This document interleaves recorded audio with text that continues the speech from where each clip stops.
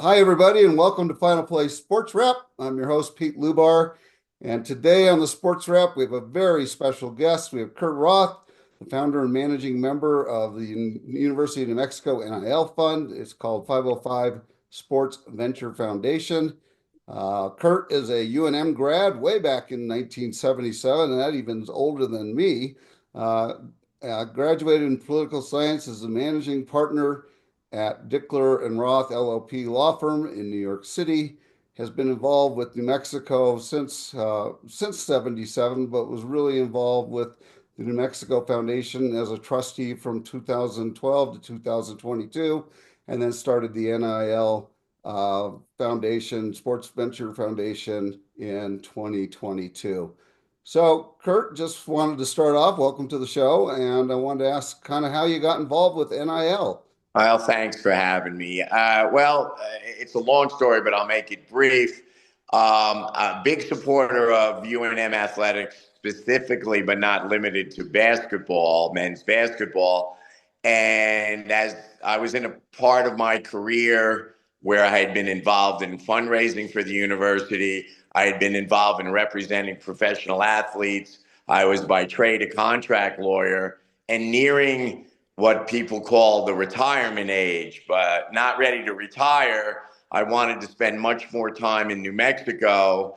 And when the state became only the second state to pass an NIL law, I read up on it and I said, oh my goodness, I don't want to pat myself on the back too hard, but basically everything that has occurred since the start of this, which has been the Wild West, I predicted or sensed would happen, including the demise of the control of the NCAA, which I consider a rogue organization. So I decided there was a need, I could fill it, and I came out and met right away with Coach Richard Pitino, liked him a lot, and said, let's do it. And here we are. Yeah, wow, it's interesting. Was the original purpose of the NIL just to help kids find scholars or sponsorships and scholars and find ways to help them grow their own business, or was it because what it seems like now is just a way to funnel money to kids? Like there's no control. I would tell you that the the way it developed publicly, it took a while because the NCAA was so anti-student athletes. You know, the NCAA was founded 70 years ago to protect student athletes. And it became an organization that wanted to protect big money, the networks, and the colleges, and really acted with disdain toward the student athletes, limiting their eligibility, putting rules on them. So when this NIL thing came down, it was a result of them trying to control so much of student life, only athletes. They lost in court based on basically someone trying to use their picture and make a few dollars. But once that barrier fell, then it was really what it should be is these kids in the money-making sports are basically professional athletes. Yeah, That's the reality. yeah. And there'll be some sanity when everyone admits to that, and only then. Well, that brings up one of the questions that some of my listeners have asked me is, does everybody get money now across all sports, or is it still a few players and some don't? And tell me how that works. Well, it varies from program to program, and the funds available. Different schools. There are some that are notorious. I think we learned that Ohio State football publicly said they paid something like $17 million to their national championship team. But no, many of the so-called Olympic sports don't get any money. There isn't much for them. And again, it's kind of a cost thing. Like, why would you pay student athletes? Well, there's only one reason in the great United States of America is because they create income. Yep, yep, You yep. know, teams fill the arena. Let's face it. I think anyone who has Google, if you Google what is the NCAA tournament, just the tournament contract worth, I think it's 879 million a year Yeah. just for the NCAA tournament. Yeah. That doesn't account ticket sales in the arenas and local TV and ESPN and Fox. None of that's included in the 890 million a year, whatever it is. Wow. So that's basketball, which isn't as big as football. No, no. So wait a minute. If someone wants to participate in that program, and winning creates interest, sells tickets, creates big money in the tournaments now. Well, how do you get good? You have the best student athletes. How do you get them? Well, you pay them. Yeah. All right. So talk to us a little bit about how the NIL raises money. So maybe take us through a day in your life. Well, it's really tough, and it's changing. I mean, it's changing because of what's gone on in court, and it's still up in the air. But basically, we go to our old, the traditional boosters who are giving money directly to the school, and then we seek out because there is an advantage. If you're a local business and you are a supporter, and in a town like Albuquerque, most of the successful business people have follow Lobo Sports. The nearest major league team in Albuquerque is 440 miles away, and it's not in New Mexico. So the Lobos basically are our pro team. You follow them, you like to be associated with them. So now businesses can basically use student athletes in their ads and their promotional deals. So that we're also seeking their support on a regular basis. But now the tide's turning, and basically, in anticipation of this house settlement, and it's far, far, far from being settled.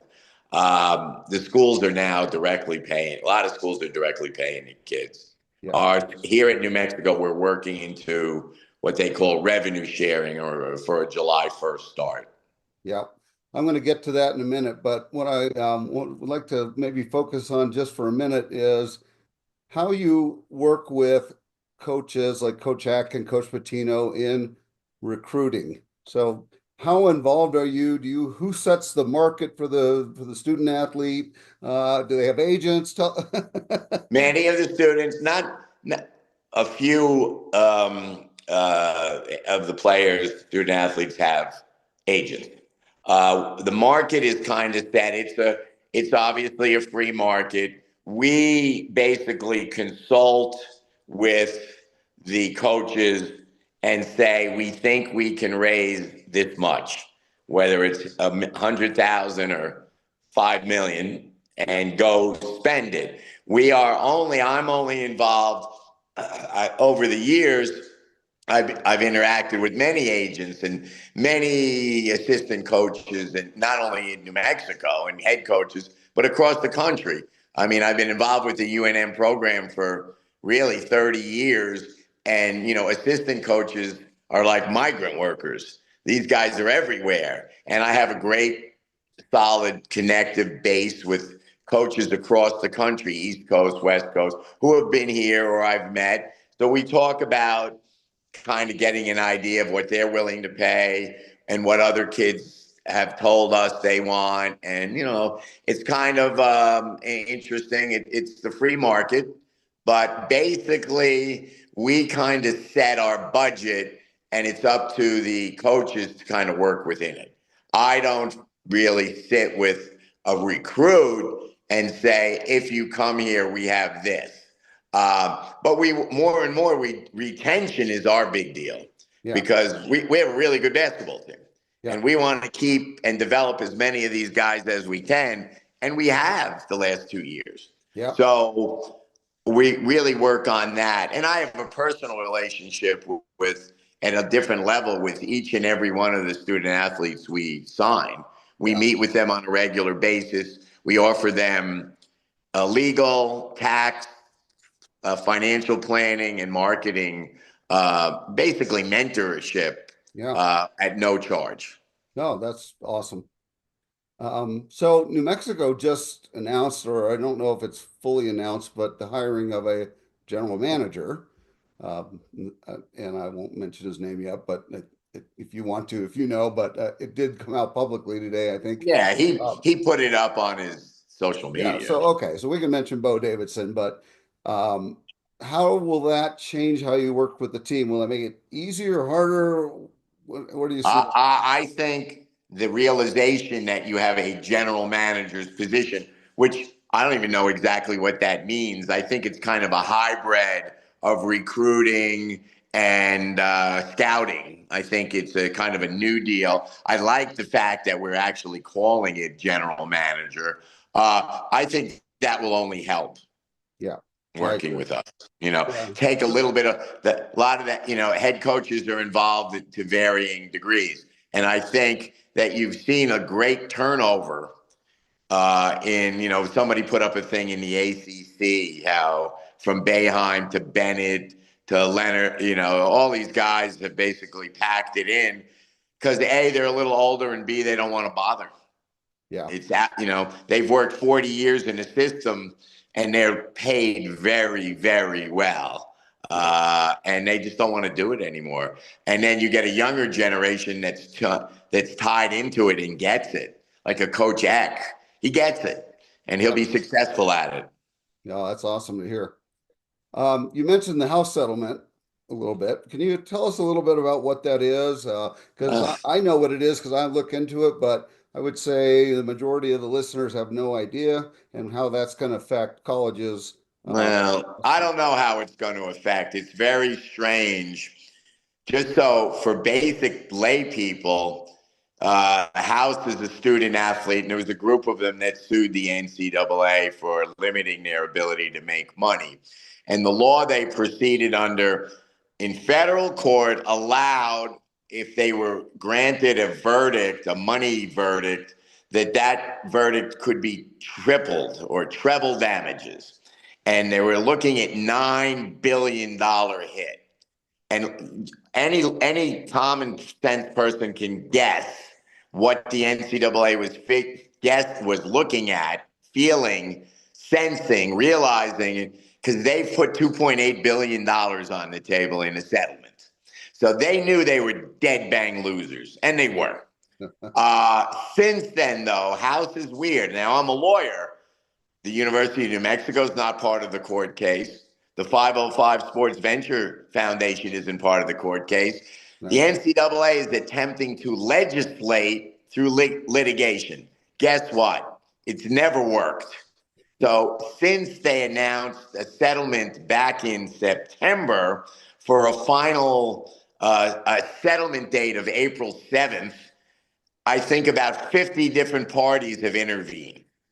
Student athletes across the country, non-revenue sports, have said this is utterly ridiculous. We don't have a say in this. How are you going to limit our income? And up till now, the law in the United States says you can't limit income. It's Yeah. illegal. So I don't know if the court approves the settlement in April. I'll be very surprised. They may throw it down the road a little more. But once it is approved, if it ever is approved, it will be held up in the courts for years because there are so many people saying, no, you can't do this. So eventually they'll probably combine cases. It will go to the Supreme Court, and who knows what will happen. But it is just get on my soapbox. It is one of the most anti-American concepts when someone says you have to limit how much anyone can make. No one limits the amount of the head coaches. I don't hear anything about a salary cap when football coaches make $12 million a year. No one talks about that. Yeah, I think the issue is the competitiveness of of this sort of event because if certain schools can pay out 100 million and other schools can pay out 10 million, the 10 million schools aren't going to be competitive. Well, that's So always been the way. I yeah, mean, if Michigan gets 110,000 people to the football games yeah, and they're on national TV and they're playing for, or Ohio State, they won it, they're yeah, playing for championships. Well, that's America. They're more successful. They make more money. Why? should the University of New Mexico be put on a level playing field with Alabama? Who said that? Why? Yeah. Well, if the University of Alabama invests 150 million in athletics and the state of New Mexico invests 45 million, why should we be guaranteed equality? I don't understand. What business model does that follow? Well, I guess the question is, does this just ruin college athletics? Because if there's only five teams that can afford to pay the kind of money that would attract that and the money and all that, what happens to all these other schools? We all go out of, we quit doing sports, or they become No, they amateur. play and play at a different level. I mean, you're even seeing some of these P4 schools. We saw what happened with the Pac-12. Yeah. Like Washington State, Oregon State are foundering around stealing members from the Mountain West, Yeah. looking like they're ridiculous. And there are schools that just can't compete and will decide that they don't want to compete. I think football is such a moneymaker, and the SEC and some of the Big Ten schools spend so much money.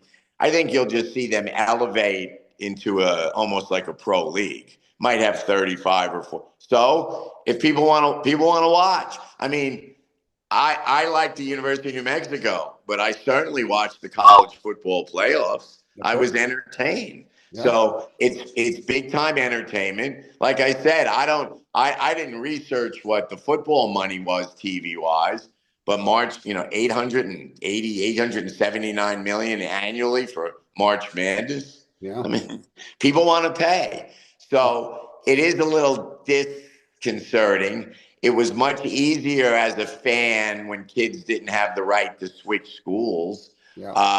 But we got through all that. I'm an old guy. I remember when your baseball players were restricted for life. Yeah. Joe DiMaggio, Mickey Mantle, all the guys I rooted for the Yankees. Unless the Yankees let them go, they were Yankees, and Huh. they had no bargaining. And people said in the '70s, "Oh my God, it's the end of baseball." Well, guess what?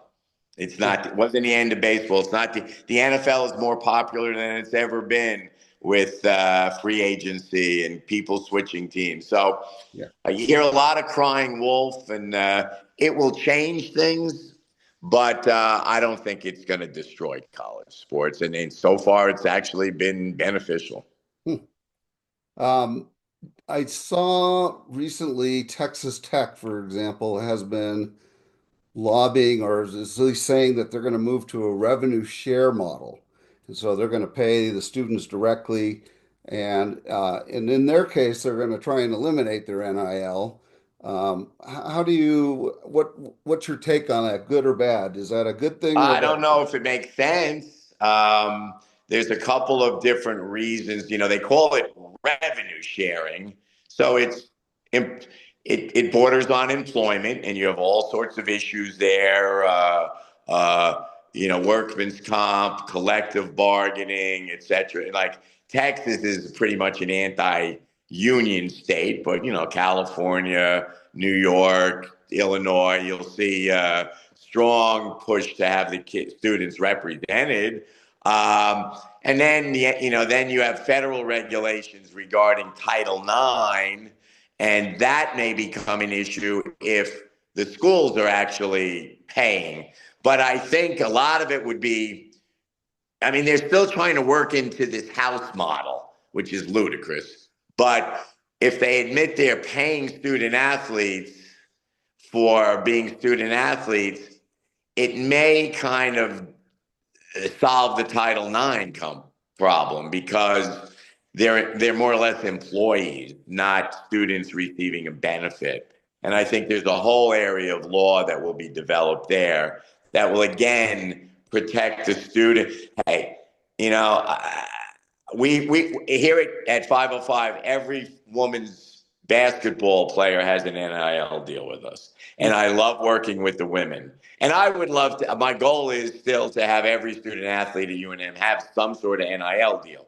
But our basketball team was going to have 15,000 people in the arena on Wednesday night for men's basketball, Yeah. and that's because we have really good student athletes on the court.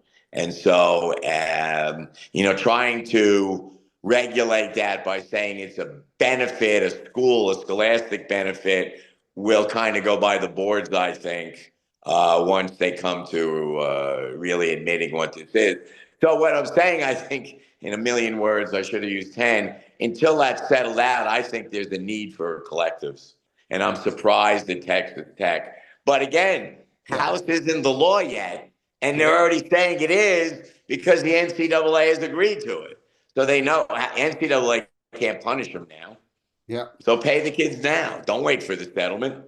Yeah. Well, So part of that settlement is using money to pay previous athletes. And so I'm sure that's exactly. yeah. But it just opens the Pandora's box until you admit that you want to consider these students as professionals. Yeah. You're dancing around words. Yeah. It's silly. Yeah. So I saw Senator Cruz from Texas last week put out something about how he wants Congress to take a look at the NIL and this whole area. Do you think CBA will develop or other I don't know. restrictions? That's a great question. It's frightening when politicians who love to support free enterprise want to restrict students' rights to make money. It's stunningly embarrassing. Okay.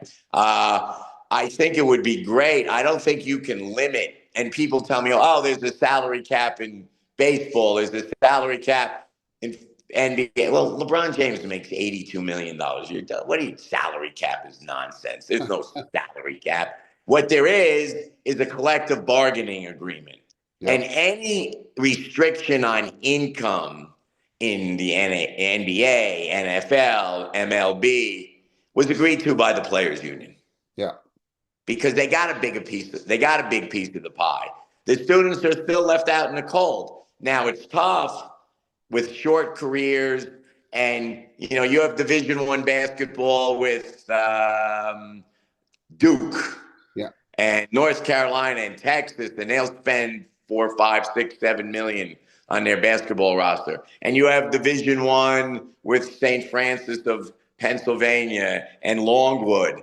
And how do you put those same kids into a union and do a CBA? It's a tough road, and I don't have that answer. Yeah. That's the thing. I wonder if there's a way to, if particularly if you're going to pay them directly, if you could lock them into 2-year contracts or give them bonuses for graduation or No something. doubt. No, the idea today is you're still not paying the quarterback at Ohio State to play football. You're buying his name, image, and likeness. Yeah. And once you come to reality and say these guys and gals are pros, well, then sure, you can have them sign contracts with buyouts.